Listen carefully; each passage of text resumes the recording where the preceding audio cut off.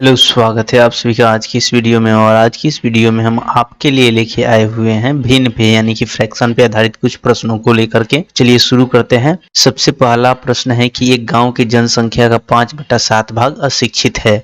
यदि शिक्षितों की संख्या 3450 है तो गांव की कुल जनसंख्या क्या है। तो आपको क्या करना है, इस वीडियो को पॉज करना है यानी कि रोक देना है और इस प्रश्न को सॉल्व करना है खुद से, ठीक है ना। उसके बाद मेरे द्वारा बताए हुए आंसर से अपने आंसर को मैच कीजिएगा, ठीक है। तो चलिए अब हम इसका सॉल्यूशन देखते हैं। चूंकि दिया हुआ है गांव की जनसंख्या का 5/7 भाग अशिक्षित है यानी कि 5/7 भाग, ठीक है। तो यहाँ पर हर में दिया हुआ है 7, ठीक है, और अंश में 5 दिया हुआ है। तो अगर हम गांव के कुल जनसंख्या को हर में जो दिया हुआ संख्या है उतना बराबर भागों में बांटते हैं यानी कि 7 बराबर भागों में बांटते हैं, ठीक है ना। तो उसमें से 5 भाग क्या है, अशिक्षित है। तो शिक्षितों की संख्या कितना होगा, 2 होगा, 2 भाग शिक्षित होगा। और वहीं कितना को दर्शा रहा है, 2 भाग 3450 को दर्शा रहा है, ठीक है ना। तो एक भाग कितना को दर्शाएगा, 3450 बट्टा में 2, ठीक है। तो यहाँ पे 1725 हो जाएगा, ठीक है ना। एक भाग कितना को दर्शाएगा, 1725 को दर्शाएगा। और पूछा जा रहा है गांव की कुल जनसंख्या क्या होगा, ठीक है। तो कुल जनसंख्या कितना यानी कि 7 भाग होगा। तो एक भाग 1725 को दर्शा रहा है तो 7 भाग, ठीक है ना, कितना को दर्शाएगा, 7 गुने 1725 हो जाएगा, ठीक है ना। चलिए इसको मल्टीप्लाई करते हैं तो ये हो जाएगा आपका 7 पच्चे 35, 3 होगा इसका हासिल। उसके बाद 7 दूनी 14, 3 17, 1 हासिल होगा, 7 49, 1 50 के 0, हाथ में 5 और 7 कम 7 5 12। यहाँ पर प्राप्त कितना हुआ, 12075 हुआ।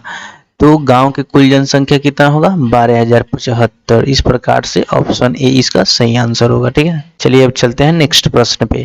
तो क्वेश्चन नंबर 2 में कहा जा रहा है कि सौरभ अपनी मासिक आय का 5/6 भाग खर्च कर देता है। यदि वह एक महीने में 624 रुपये बचाता है तो उसकी वार्षिक आय क्या है। तो क्या कीजिए, वीडियो को पॉज कीजिए, ठीक है ना, और स्वयं से इसको सॉल्व कीजिए।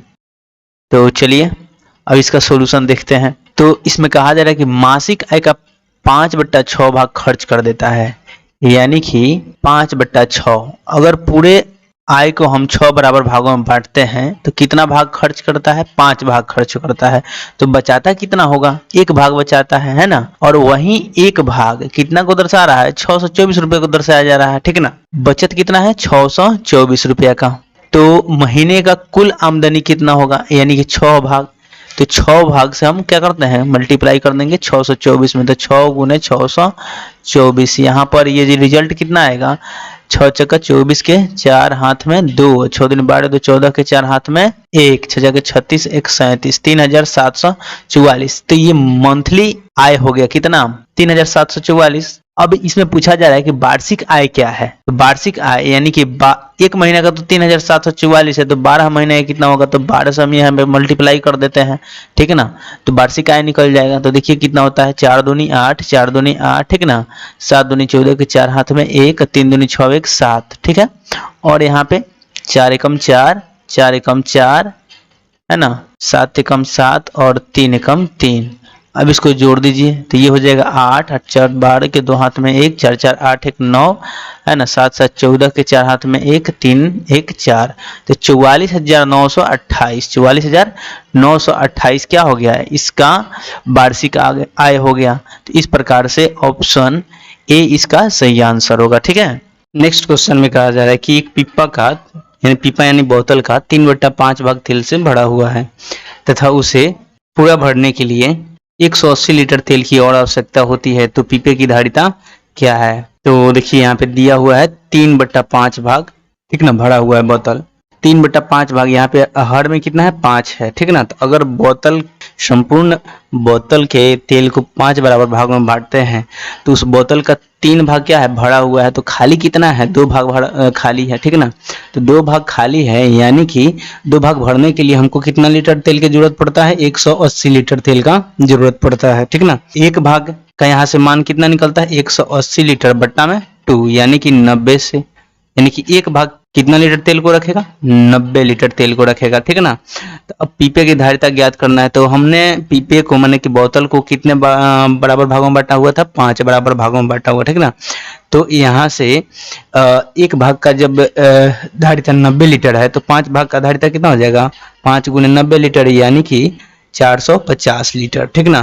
तो यहाँ से पीपे की कुल धारिता कितना हो जाएगा? 450। तो इस प्रकार से आंसर जो होगा वो ऑप्शन बी इसका सही आंसर होगा, ठीक है ना।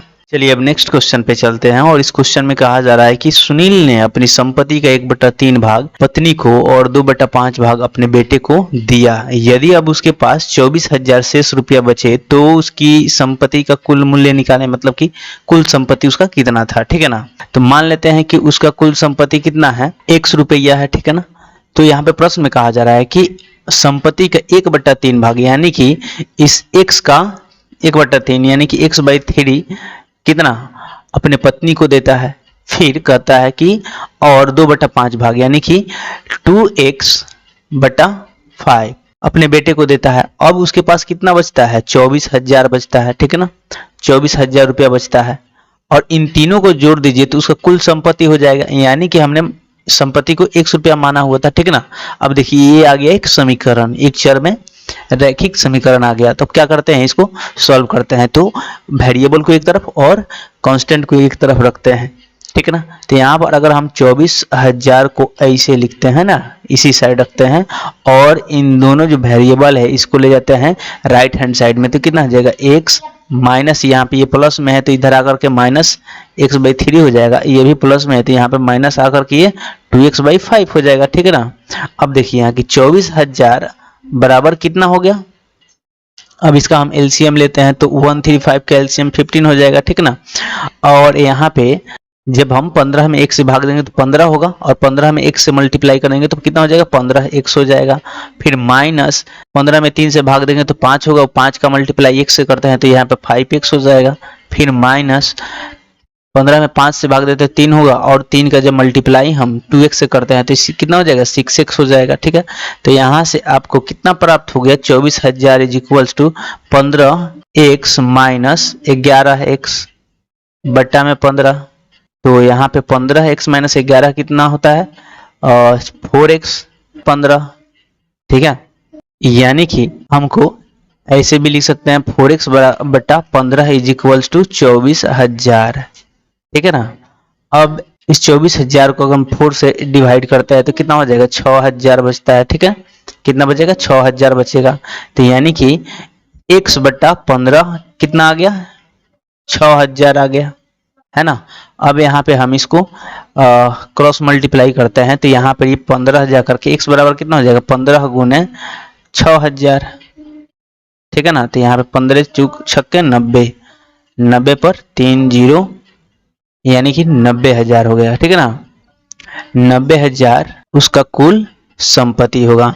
इस प्रकार से ऑप्शन बी में दिया हुआ है, ऑप्शन बी में दिया हुआ है 90,000, तो ऑप्शन बी इसका सही आंसर होगा, ठीक है ना। नेक्स्ट क्वेश्चन में कहा जा रहा है कि किसी धन में उसका 1/7 जोड़ने पर योग 32 हो जाता है तो वह धन क्या है। जैसे कि देखिए यहाँ पे जो भिन्न दिया हुआ है वो कितना दिया हुआ है? 1/7 दिया हुआ है। तो जो हर में रहता है उसको हम संपूर्ण मानते हैं, जो अंश में रहता है उसको हम हिस्सा मानते हैं, ठीक ना। अगर हम 7 में 1 जोड़ते हैं, अगर हम 7 में +1 करते हैं तो कितना हो जाएगा? 7 + 1 ये हो जाएगा 8। तो इसको जोड़ने पर 8 हो जा रहा है, ठीक ना। और वास्तव में कितना दिया हुआ है? 32 दिया हुआ है, ठीक है ना। तो देखिए 8 भाग कितना को दर्शा रहा है? 32 को दर्शा रहा है। तो 1 भाग कितना को दर्शाएगा? 32/8 यानी कि 1/4 को दर्शाएगा, ठीक है ना। और हमारा मूल संख्या क्या था? 7। तो 7 भाग कितना को दर्शाएगा? 7 गुने 4 को दर्शाएगा यानी कि 28 को। तो इस प्रकार से वह संख्या क्या होगा? 28 हो जाएगा। तो ऑप्शन सी इसका सही आंसर होगा। इसको हम दूसरे तरीके से भी बना सकते हैं x मान करके। देखिए